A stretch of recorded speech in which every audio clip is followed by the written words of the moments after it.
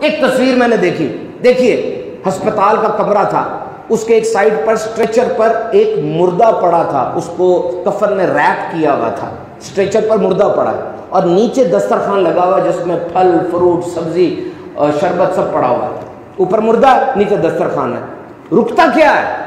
وہ جو کہتے تھے کہ ہمارے بغیر پتا بھی نہیں ہل سکتا، نظام تباہ ہو جائے گا جب ہم مر جائیں گے، وہ اس کا تو نام بھی اس کے سکوں نے یاد نہیں رکھا، قبر تو بڑی دور کی بات ہے۔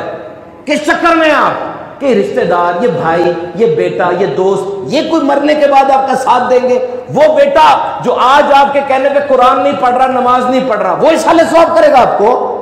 وہ رشتہ دار جس کی لڑائیاں ختم نہیں ہو رہی، وہ بھائی بہن جو عیدوں پہ ملتے ہیں، وہ دوست جو آپ کو داڑھی رکھنے پر، مذہبی حلیہ رکھنے پر مذاق اڑاتا ہے، یہ اصحال ثواب کرے گا آپ کو؟